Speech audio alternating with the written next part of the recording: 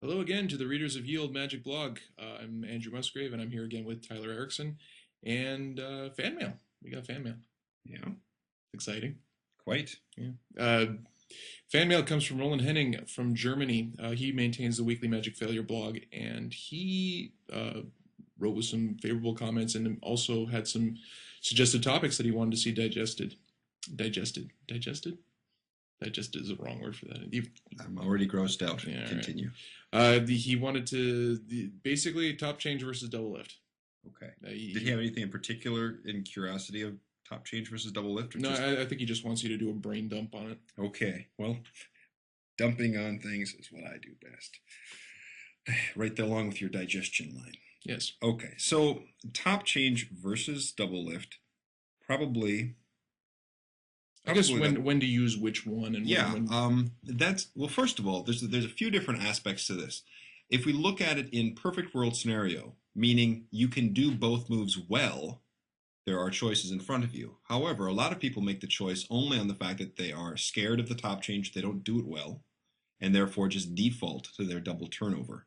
And we should right away make a clarification between the double turnover and the double lift, because a double turnover, the two cards stay on the deck, whereas the double lift, they are lifted up, similar to the look of a top change. And since the moves function similarly but are not the same, it's probably good to try and keep the names separate, even though most people say double lift and they mean both double turnover and double lift. In fact, most of the time they mean double turnover. So there. As in, like, showing the card, turning it over onto the deck, and displaying it that Right. way. Yeah. I mean, the name pretty much contains the action, right? Lifting versus turning over. Well, I guess straight away, just the idea of using this move as a display almost immediately suggests some avenue about like which one you'd want to use. Yeah, you've heard me gripe about this before. The thing about the double turnover, and I'm going to start with that because it's something that most people are familiar with. You'll hear discussions all the time about what's the most natural double turnover. Should it turn over stud style? Should it turn over from the front end towards the back end? Should it turn over like a book page or this or that? And you hear all sorts of back and forth about the nature of the turn. But I think a lot of that is secondary in comparison to the main concern, which is who are you showing this to? Because if you take the classic example of how would a layperson do something, if you take a layperson, give them the deck of cards, and stand them at the end of a table, right, and have everybody else sit at the table, and you say, show everyone the top card, they will take the card off the top of the deck and they will hold it facing outwards towards the people. They would not, in any way, shape, or form, turn that card over and leave it laying face up on the deck. Because you wouldn't be able to see it from that angle. Because you cannot see it from that angle at all.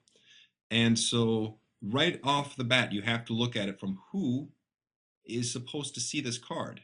When the magician standing at the table turns it face up, the only person that benefits from that position is him. He can see the card now, but the rest of the audience pretty much can't unless he cranks into some unnatural position. So I would say that if you're looking to motivate your double turnover, look where the audience is. And the closer they are to you and the more they are looking down at your hands, the better this move will look. You're talking about the double turnover as opposed to a lift. The double turnover. Because when people are very close to you, they have the same viewpoint as you. They have the same angle of view. And so once again, if we go back to our lovely spectator as actor of actions, and you say, show me the top card, if you are standing very close, what I tend to refer to as a smoker's circle, because here in Minnesota, smokers tend to stand very close together for warmth during many of the months. And so if you were all huddled together like that, and you had the person turn the top card up, they would turn it exactly that way. They would have it facing upward for all to see. Now, they may or may not place it on the deck, but they will have it at about that angle. And the reason also is because if they were to hold it the same way as they did for people at the table, half of the circle can't see because they're behind the card. So the optimal viewing display is completely face up. So they might do something like, say, thumb it over into their other hand, and rather than turning it over, just twist the wrist so that the thing is projecting upwards at everybody equally. Right. It's more likely that they would just continue to hold on to it in the hand that took it. However, I don't think the idea of the stud turnover, the book leaf, I don't know that matters as much. It certainly can on a certain level, but for the most part, the main thing is taking into account who you're displaying the card to. That's what makes the move look funny. in more than anything else, just Right. an unmotivated display position. Another one might be, say, you do your double turnover, you turn over on the deck, and then you crank up your arm and Right. holding it upright so that everybody can see that from a Right. distance. We've seen many corrections for people trying to do a double turnover in a place where that display just isn't meant to be. And the correction, the thing that would really make it work, is if you know both the double lift and the double turnover, you can pretty much use them when each is appropriate. Because the double lift is scarier to many people, since the cards are not on the deck, there's more chance of being detected that there's two of them. However, in most cases, when the double lift is the best choice, the audience is in front of you and at a little bit of a distance. So therefore, the opportunity to see the card from the edges is lessened, if not completely eradicated. I guess one other issue might be whether or not the magician is actually supposed to see the card in question. Yeah, and that's another thing on a level of nuance. When you do a double turnover, again, since it looks like it benefits your point of view, it suggests that you should be seeing this card or that you want to see the card. And so if you have an effect where it would be much better if you didn't see the card but still needed to do some sort of double turnover slash lift type action, you would definitely want to choose the double lift if possible, simply because that way it doesn't look like you ever saw the face of the card. The alternative is to use a top change. The top change can also suggest you not seeing the face of the card, because you can turn your head as you're displaying it towards them, and then as you look toward back to your audience, the top change is executed and you apparently never see the face of the card. That's interesting too, like just basically talking about the top change versus the double lift or double turnover, just as like competing entities. Um, Double lift and double turnover is essentially it's a burnable top change. You know, Right. if people are close to, well, okay, it's burnable assuming you can do it well, but that's essentially what it is. Like people don't have to feel like they missed something, whereas the top change, you know, that's a big movement to do. There's a lot of things to consider. It's a matter of, while the actual moment of the switch is burnable with the double lift, and this is, we have to be careful because it's so easy for someone listening to this to think, when I say double lift, to be thinking double turnover. Okay. So the double turnover is a very contained move. It is a very small amount of action, and therefore it's the kind of thing that you'd want to do if you're on TV and the camera is focused on your hands, the kind of thing that you'll see a lot of people on webcam doing. It's probably also the reason you see very few people learning a top change, because their webcam tells them that it's obvious. And the problem, of course, is that a webcam has that fixed layer of vision, and it is not misdirected, as has been said time and time again, but also because it's creating a very tight frame in many cases. And a top change is not really a move that's well designed for a tight frame. And what I mean by that is, as the audience is watching you do things, they're kind of building this box around the actions. And the smaller your actions, the tighter the frame. Kind of like if you were imagining yourself being on TV, and if a hand dropped out of frame, that's undesirable. So you have to keep all of your actions, all of the magic, within the boundaries of that. A top change is the kind of move you'd expect to see in a parlor performance, something where the frame is much larger, because the magician will be making gestures and possibly even physically moving by stepping around and things like that. At that point, the top change has a great value over the double turnover, because it's keeping the card at a distance from the deck. The psychological perception of the whole action is that the card never goes anywhere close to the deck. Right, and that's something you're almost never going to be able to get from a double lift or double turnover without some nuances like what Vernon and Tamariz gave us. Right. If we stick straight to the idea of double turnover versus top change, it's an easier case to make, because the double lift really is a perfect, well, I don't know if I want to use the word perfect, but it's a very good synthesis. It gives you the benefits of the top change style display, but the burnability of the double turnover. And the, I suppose the trade-off with the double lift is that you're constantly guilty. You have two cards the entire time. So at any moment you could be detected. However, with the top change, you're perfectly clean before and after, but there's this one moment whereby you have to execute a very bold maneuver that is really not burnable. I guess it really depends on how you want to look at it. But if someone is focused on your hands at the moment of it, there's a fairly good chance that they may believe you've done some sort of move.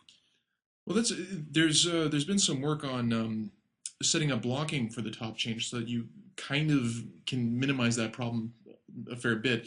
Say, for instance, it was a Gary Kurtz in Leading Hmm. with Your Head. Yes. Gary Kurtz, Leading with Your Head, and other masters of the top change like David Williamson, they have very lovely choreography cut out. The thing about it is, I'm not suggesting that the top change, when I say it's not burnable, is obvious that you've switched one card for another. It's more like the card goes out of view while it's close to the deck and provides opportunity. And if you do it well, people are not supposed to be aware of that proximity to each other. But of course, they could be if you have not directed them properly. So it is something that has to be acknowledged. Right. You've seen David Williamson's top change, Yes, I and have. have you seen the tutorial that he gave on it? I have not, but I have seen him teaching his top change on other DVDs, and I have to assume it's basically the same thing. Plus, I've read his book and looked at all the details of it, so He's put a lot of effort into trying to like minimize the thumb action and yes, he whatnot. And has. now, since ultimately the top change is going to involve a certain degree of misdirection, unless you're going to block the entire action with the back of your hand, do you think it's worth putting all that extra effort into those little nuances? Well, that is a question that has to be answered for each individual artist Okay. because there's you hear me talk about it. There's this story about the teacher comes into the room and he has the jar and he puts these huge rocks into the jar until it's totally filled. And he asks the students, "Can you get anything more in the jar?" And they say no. And then he goes, and he pulls out rocks that are smaller, and as he drops them in, they go between the big rocks. And then he says, "Can I get anything more in the jar?" And they say no. And, but he pulls out sand, and he pours sand, and the sand goes between the big rocks. And then he asks, "Can I get anything more in the jar?" And by now the kids go, "Sure." And he goes, "You're right." And he pulls out water and he pours water, and the water fills in between everything. And he asks, "What do you think the point of this demonstration is?" And one of the students raises their hand and says, "No matter how much you're doing, you can always do more." And he said, "That's a good guess, but no, the point is always put the big rocks in first." And so you'll hear me talk about the big rocks a lot. And there are things that will matter for everyone and that are of critical importance, and you want to look at first. And then as you continue on, you can be making choices that are smaller rocks and sand and even water in relation to uh, the the fractional amount of improvement it offers.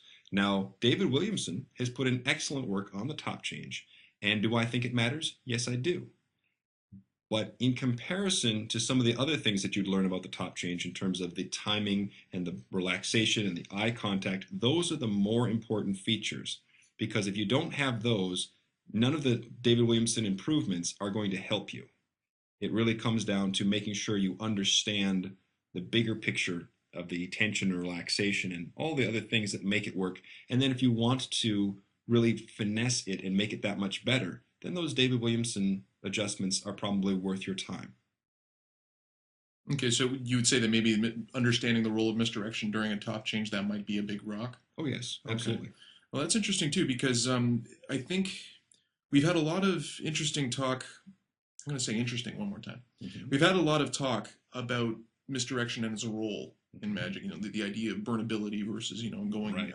being able to you take advantage of tension and relaxation and whatnot. And I think John Kearney had a great quote where he was talking about how misdirection. Uh, How he used to view it, now how he views it at this point. Right, and I think the way that he used to use it was he used to think that misdirection was a safeguard against imperfect technique, and now he thinks that perfect technique is the safeguard against misdirection. So, in other words, you're always trying to get misdirection in there. And where I'm going with this is that recently, somewhere online, somebody had a big discussion about the double lift, and he offered a choreography in order to make sure that you sort of escape detection on it. But he threw so much misdirection on that choreography that it ended up almost reading just like a top change. So it was a little Right. bizarre. And that's a very important point. I'm going to rephrase the John Carney thing because the way I heard it is slightly different. He said, "I used to think that misdirection was a cover for a bad move or for bad technique, as you said. Okay.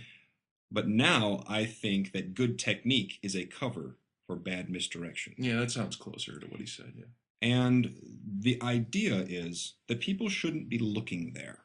But if they do, the technique is burnable or the technique is good enough that it passes their assessment of whether it was fair or not. And there's definitely something to be said for that. However, certain techniques are meant to be viewed directly, and others are not. And that brings us back to our topic. The top change is meant to be seen as a what is the words of Ascani we talked about before? Something that is no external reality. Right. I'm holding a card, and I'm still holding a card. And so that is not about burnability. That is about maintaining the fiction that the card never came close to the deck. When it comes to the double turnover, you don't want people to be looking away from it at the moment the two cards turn and coalesce with the deck and then is taken away, because if they do, the proximity of the cards to the deck suggests a switch. Suggests that it very well could have happened because they weren't paying attention. So you really do need them to be there. However, there is a specific timing that is suggested by Giobi, and I agree with, which is you don't have focus on the hands at the very moment they come together, that you bring the attention to the cards just as they're turning either face up or face down. And those would probably be the safest parts of the move anyway. Exactly. Right? Yeah. Once the cards are in motion, you're well off. What tends to make a double turnover look a little funky is that initial gripping and taking action. Depending on the style of turnover you're doing, you may benefit from that not paying particularly close attention at the very onset of the take. And then once the cards are in motion, they should definitely be looking down and seeing as it turns over and the face comes into view. Then they look up, the cards get pulled to the side. As they look down, they're seeing the card turning over and landing face down on top of the deck, because that is definitely going to aid you in essentially cementing it in their mind what just happened. And also maybe they don't even get the feeling like they were misdirected away from anything. Like they Right. feel like they were in on it the whole time, Yes. even though they're only catching the latter half of the action. That is correct. And that brings us to a kind of a related topic on misdirection versus direction. I prefer the word direction because direction helps you in constructing your choreography, because direction suggests this is important. It says, look at this because it's important. Misdirection suggests, don't look here. Look at anything else. I don't care what you look at, just don't look here. And the problem with that approach is it doesn't help you choose where to put people. If all you want is for people to look somewhere else, then you probably are not sure what you're doing to get them somewhere else. Whereas if you provide a point of focus, you need to notice this now. You can count on everyone looking there. Tommy Wonder has wonderful essays in regards to this, and I would suggest everyone read them because it's very, very helpful to you as a performer to know, first I'm going to show this and it will be important, and then I will show this and the audience will want to look at it, so all attention will now flow to that next item. And it becomes a simple game of connect the dots. You'll always know where you're looking. You'll always know where they want to look. And if you see someone actively trying to evade where you're directing them, it's a simple matter to kind of recollect them and bring them back on the path. And I guess working in terms of direction as opposed to like a misdirection could also enable certain interesting techniques, such as, for instance, getting the move to happen while still in frame but have it out of focus. I think that was a term that Ben Train, who's a popular poster on Magic Cafe, talked about, certain moves should exist in frame but out of focus. Right. So what could happen then, if you're always misdirecting from something, it suggests, bringing them away. So I think people naturally think, probably in large part due to Ramsey's work on it, if you want them to look at you, look at them. And of course, if something is down like round about your waist and then you look at them and then they look at you, everything that's done around your waist, if you're doing close-up, that's going to be immediately out of frame. Right. Whereas let's just say you have something on the table that's a little bit interesting and you put focus towards that, you harness the focus and then you put it there, that can allow a technique to sort of exist in the background. And while there's not really focused in on it, so you might be able to get away with like a little bit of extra trickery, they still don't feel like they missed anything because it was right in front of their face. Right. And boy, there's so many things within that to talk about. But if you're going to do, say, card under salt shaker, you really don't want that to be in focus, possibly not even in frame.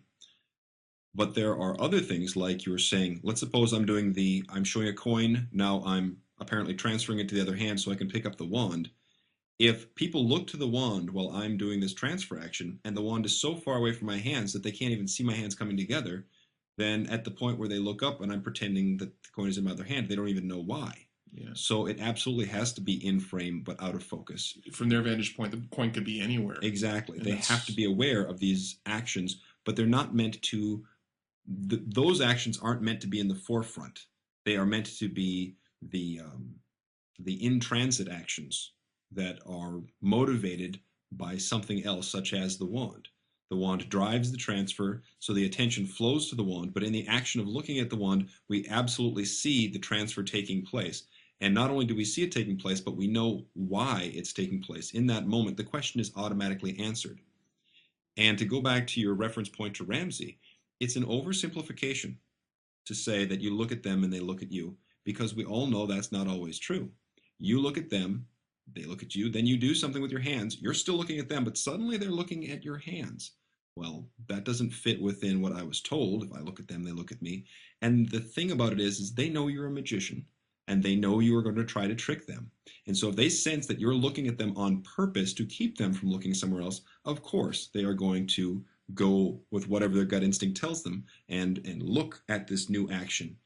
And so while it is true, if you look at someone, they will look at you in general, it's very important that you not provide competing actions so as to draw someone away from what you want them to be looking at.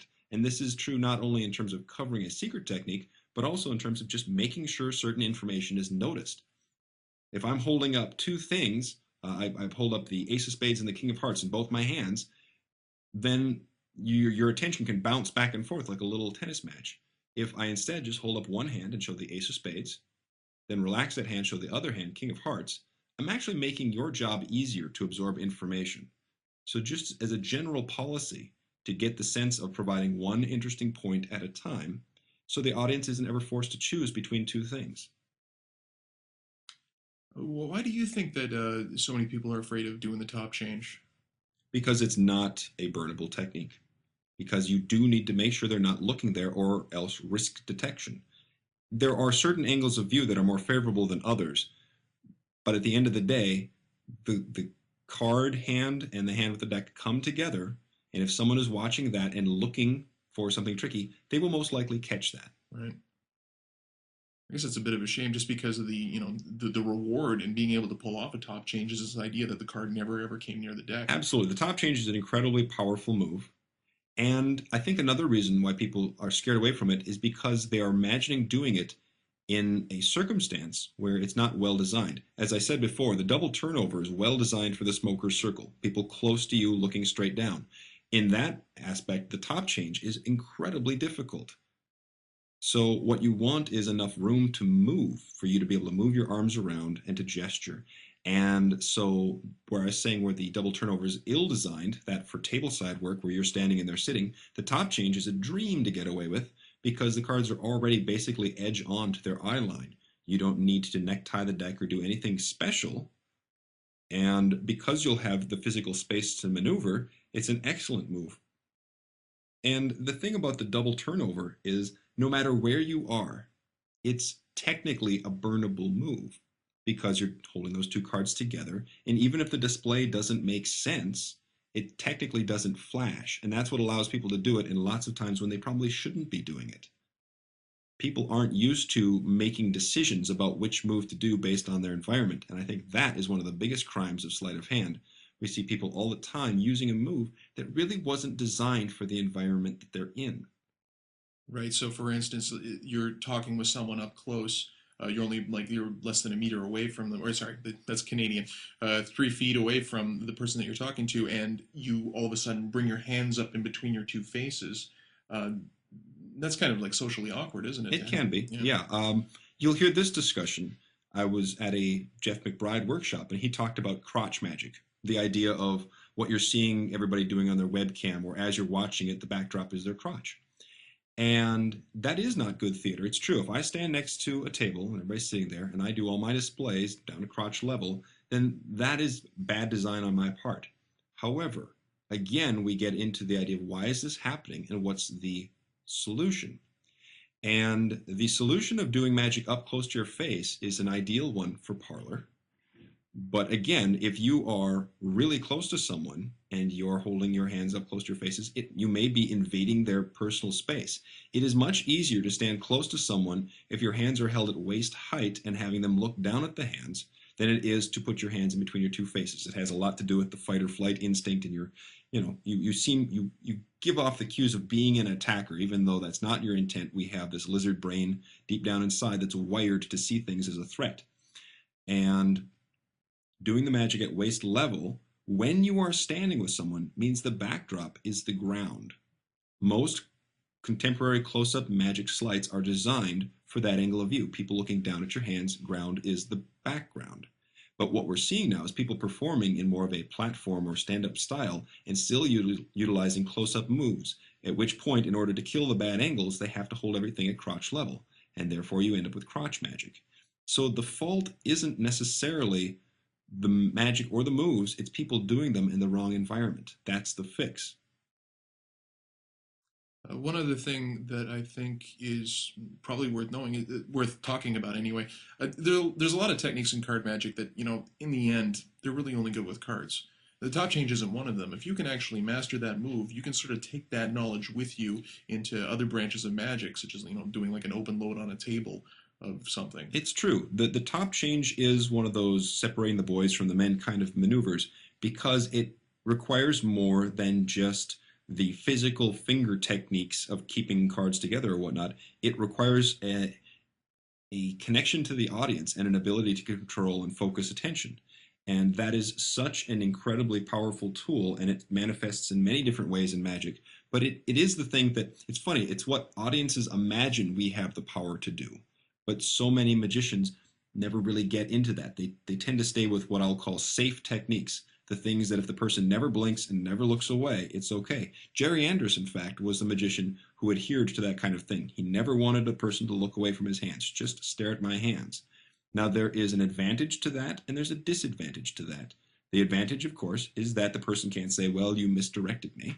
But the disadvantage is it's kind of an antisocial thing to do on a long-term basis. So part of your job, well, part of my approach, and again, I think Jerry Anders knew what he was going for and was very successful with that style. But it is a style that we're talking about. And if you want to be creating those connections between people, your job is to make them feel like they were always watching, even though technically they weren't. And proper direction really allows for that because to a spectator, misdirection oftentimes feels like, and I love this example. I saw Al Schneider do this in a lecture. He clapped his hands together, then he put his left hand out and waved it in the air, and then he brought his right hand up from somewhere near his waist and said, bird, as if he'd produced a bird there. And he said that the problem is that anybody who watches this knows damn well if they'd have just watched the other hand, they'd have seen where the bird came from. And so that is kind of an audience's sense of what misdirection is. Oh, I looked over there. I shouldn't have fallen for it. I'm a dummy. The bird came from over here. Next time, I'll pay attention to the other hand. But direction rewards the viewer. They look at something, there's something interesting there. Then they look at the next thing, and there's something interesting there. And there's nothing that makes them feel like they're missing something somewhere else. That is the key. Yeah, I think that desire to make sure that they're not missing anything is what's interesting is that can actually show up and evolve over the course of a single routine. The ambitious card routine that I was doing for a while, I would open bold and then move burnable after that. So I'd open, they take a card, pass, top change. I do those moves ahead of time just because they're still getting used to the routine and I can actually lead them away. Right. And of course gain the advantages of that. Mm-hmm. But you're in the way that I was doing the routine anyway, there was no way I was going to be able to get away with that in the third or fourth phase. That's very true. And enter the double lift because now we got like a burnable sequence that they can take in. It's true and it's not true. I kind of agreed a little early there because you said it's not possible. And it is possible, but you have to generate a certain event. And I think one of the easiest events to let you learn this is a feint. Because if you're in the middle of the ambitious card and you started off, as you said, with a pass, and then you move into a top change and things of that nature, but you feel the focus getting tighter and tighter and people thinking more and more about what's going on, if you throw something in that makes them think, aha, I know what he did. He switched the card. He didn't really put it in the middle. And then you have this card sticking out of the middle of the deck, and they're already kind of ahead of you. They assume now that the card is their card is actually on top of the deck. If you flip that card in the middle face up and it is their card, there's this moment of, oh my God, I thought I'd caught him. It's almost like a magic Yeah, effect. it's like this little mini explosion in their brain, and even if they keep watching, which many times they don't, they just almost turn their head and look up at the sky and like, oh God, that is a moment that you could do a pass, or depending on where you generated interest before, a top change. So you can create that necessary wave of dispersion just to bring them back and have that move done. But it's got to be done well. You have a short amount of time, and since the premise has already been created, you have people looking for what you could be doing in those moments. So that's an expert level kind of touch, but it is possible. Right. Well, feint management is its own like Yeah, discussion right there. You can absolutely. probably talk for hours about that. I guess getting back, excuse me, getting back to the nitty gritties of technique. Top change is probably easier to cover quickly. Who do you think teaches the top change well, including how to figure out the context and the timing of the move? I really think David Williamson is the king of the top change, not just because he has that slightly derivative technique, or not derivative, but well, I suppose it is. He's got his own way of doing it, but he uses the top change a lot, far more so than most of the other contemporary cardmen that you will see. And it is a move well suited for him. He's a taller person, and he is working for people who are seated a lot of the time or at a distance. And so it just seems like a no-brainer that would be the go-to move because the frame allows for it, the angle of view allows for it, and his technique allows for it. Okay. Yeah, I agree with you. I really like his top change. But now we got the double lift, and you've got like a million sources to like compare. Who do you think is teaching the double lift well, and what specific techniques do you personally favor? Well, my double turnover technique, which I'm assuming is what you're talking about, is probably an amalgam of a few different people. I favor a book style turnover, even though I don't think it is the most natural turnover. If you're going to ask me how would a layperson turn over a card, I would say a stud style is far more likely. But I think that part of what naturalness is, it's about efficiency of action. That is one of the biggest things that will set off a person's trigger as far as is this a move or not. If it looks like it's too much effort for what is being accomplished, if it looks like a whole lot of work for you to pick up that ball and put it in the other hand with waving and whatnot, suddenly it's become a move. In all the books, when they say don't make a move out of it, what they really might say to help clarify that is don't put any extra energy into it. Right, either in the finger flinging that's going on, or else in your body language, such as like sensing, oh, this is a big event. Right. Any sort of extraneous tension or rapid movement or over gripping or just any of those things are going to make it look wrong. I'll give you an example. Here's the problem with the double turnover. Most people are going to turn two cards over onto the top of the deck. Then they're going to turn it down, and then they're going to deal that card to the table.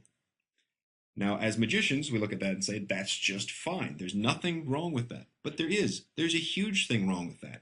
Because if you gave someone a deck of cards and they knew the top card was face up and the rest were face down, and you asked them to put the top card face down on the table, they would grip it and in a stud style action put it face down on the table. One action from face up to face down and being on the table. Whereas when we do it, we turn the card face down the deck first and then take it from the deck and put it on the table. Two actions.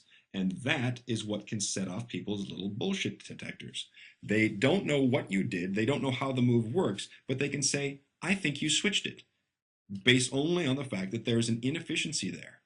Okay, well, one could overcome this through motivation. Absolutely. For instance, just to say there's something you want to clear off the table before you Right. set the card down. Yes. Or else, what Di Vernon did with the fingerprint trick, which is really the Dick Tracy card trick, goes back further than him. I'm just throwing that in there for credits. Whereas he turns it back over again because he wants to examine the back of the card. Exactly. Again. So yes, there are several things that we can do to kind of fix the problems that come along with the double turnover. One of them is a simple fix. This is probably the best fix. And I think Juan Tamariz touched on this, if not completely hammered out all of it, in an issue of Genie back in the 90s. But he was talking about a certain thing called spatial relation. I'm not going to go too deep into that, but it was about the idea of creating a picture in space and then kind of maintaining that spot as where all the magic happens. But if you take your double turnover, and as you turn the card face down on the deck, rather than taking the top card away and dealing it somewhere, take the deck away. Leave that card gripped in the opposite hand, floating in space, right where it stopped. Once the deck has moved away, now you can take the card and move it wherever you'd like. But what you've done is you've created a separation between the two actions. First you turn it down, then later on you moved it to the new spot. That way, you no longer have the problem of the inefficiency of action since it's perceived in two distinctly different steps. It almost feels like even though the relationship between the card and the deck has changed as usual, the card itself doesn't feel like it's moved. It's actually very powerful if you display it and then you turn it back over and keep it in space and then display it again. Right. In the mirror, it throws you off a little bit. Yeah, the spatial relation thing of seeing the identity of one card and then in that exact same space now you see the new face, but the deck is no longer present within the immediate proximity. It is quite effective, and I'll probably be talking about spatial relation quite a bit in the future. But for the moment, the main point is that you have helped conceal the inefficiency of the action by not making it into one long piece. Probably a good parallel here would be Roger Klaus in his half steps. He observed that during the bill switch, everything was fine. You'd fold the bill, it was light, it was fine. Then all of a sudden there's this musket packing, pushy, stuffy thing going on behind the bill. And so he decided that what he would do is with every fold of the bill, he would start removing the thumb tip a little bit as he went along so that when the critical moment came, he had only a little amount of work to do instead of all of the work to do. And by managing it out over multiple steps, it helped better conceal what was going on. That would almost be an argument for get readies as well. Yeah. So that you don't have to do like one guilty action all at once, including, the preparation and alignment or whatnot. That's true. But if you have your break, it's a very simple thing. Like for instance, for a double lift or turnover, it's a very simple thing to just go ahead and. I get asked the question a lot if I like the instant style double turnovers or if I prefer getting a break. And I'm absolutely a get a break first kind of person. And there's several reasons for it. Number one, the way in which I get a break is a fairly well-concealed action. So I'm not worried that I'm rooting up the back of the deck like a pig snuffling for truffles or something, and my pushover to get a break is not this huge, almost starting to do a hand-to-hand spread and then deciding not to kind of thing. It's relatively minimal. I don't do a pinky count because I keep my deck beveled opposite how most people do. I keep it kind of in a smiley canoe shape. And that aids me in a number of different techniques, but one of the sacrifices of that is the pinky count. But I take a break because I work with a lot of borrowed decks. And the thing about a borrowed deck is it's rarely in good condition. And you will hear people talk about being able to do a good 2-card push-off, even with cards that are in less than perfect condition. But I am guaranteed 2 cards when I have a break. And I'm not guaranteed that if I don't. And since I have a way of getting a break that I find to be reliable and easy to conceal, I see no reason to go to the other techniques. Now, one of the easiest no-break lifts there is the strike turnover, favored by people like Dockies and I'm trying to think of some others. But the thing about the strike turnover is that there is no push-off. And the one thing that you can pretty much know any normal person will do, regardless of how they turn a card over, is they will push it off first just for the sake of getting a better grip on it. So the strike turnover suffers from the lack of any sort of a push-off action. Now you can condition people to accept it by using it a lot and making sure that even when you turn over a single card, it looks like that. But for my personal taste, it always kind of looks like somebody's peeling off a Post-it note. The right hand comes all the way over, touches the edge of the deck. There's this momentary lifting kind of peely action, and then finally the card starts to move and go over. So it doesn't hold with my thoughts on what it looks like when I truly do turn a card over, particularly if I'm doing a hand-to-hand spread and turning a card face up in the middle of the deck. It just never looks like that kind of action. So I'm looking more for consistency. And that's why I have chosen not to use the strike double. The strike double is a very seductive move, though, because it's relatively easy to master, and the cards do stay in alignment, and you don't need to have a break. So I can easily see why it would become popular. But the lack of the push-off is probably the main thing that keeps me away from wanting to actually use that for my own work. I guess anything you want to say in conclusion about this topic? Well, I guess I do have a final thought on the double turnover or double lift or anything of that nature.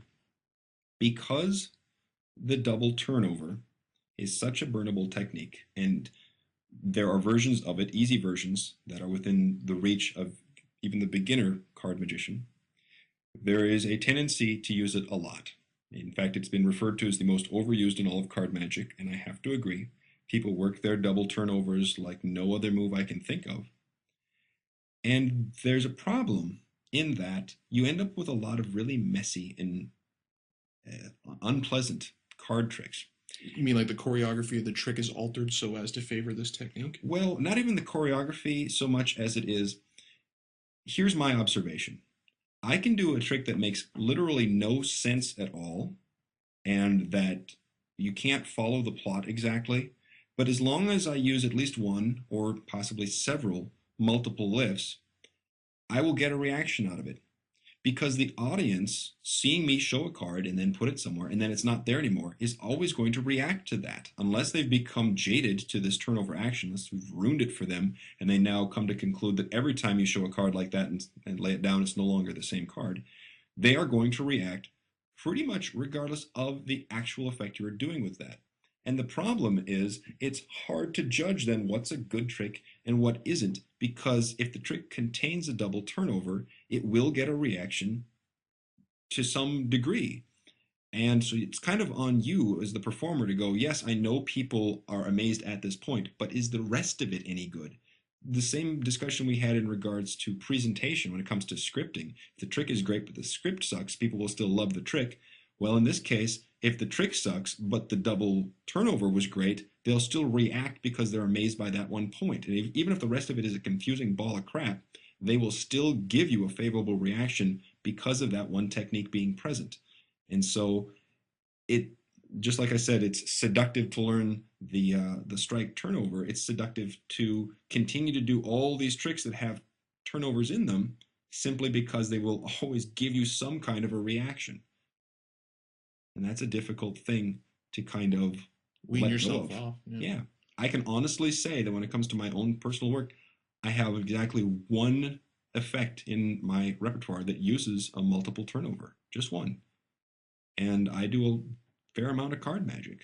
And even then, that one time that you use it, it's used in concert with other techniques. Yes. Yeah. Yeah, It's not even the only switch in the routine, is it? that is correct. But, I like to think of it like if any particular technique of mine was taken away from me, like for whatever reason, I couldn't use the double turnover, or I couldn't use the pass, or I couldn't use the top change, or I couldn't palm a card, whatever it is, I could still continue to function. I have enough variety of material that if one technique has been exposed or just is not practical or whatever it is, I can continue to work just doing other things. But that's not true for most card magicians. If I took away their double turnover, they are sunk. And that's really kind of an eye opener, or at least it should be. You probably shouldn't be putting that much weight on that one move. And that might be why people tend to overreact about exposure to the double lift, I guess, because it's like if you don't have all that many tools and that one is taken away from you, or Yeah. you feel like a threat there. Well, I think that it, just as a closing bit on this, with YouTube and all these other places that are teaching magic, you're going to find a more educated public. And one of the first card sleights that they're going to become aware of is the double turnover due to popularity. It's conceptually something they can wrap their head around. And because it gets taught almost always in concert with an ambitious card routine or this isn't your card and now it is, you're going to run into more and more people that are savvy to that on one level or another. And so if you can't manage your way around it, you're going to be in a tough spot. So it's best to be prepared. Ounce of preparation versus pound of cure. I guess that's my parting advice to anybody who's listening to this and is thinking that maybe they should take on the top change. At the very least, it gives you an alternative to a lot of the times when you've been doing a double turnover. However, the top change is not a perfect substitute for the double turnover or the double lift. You can't really do Red Hot Mama with a top change because in that particular case, you're using it to create the illusion that a card has an opposite colored back design or something. So it's not always an even swap, but a lot of times it is.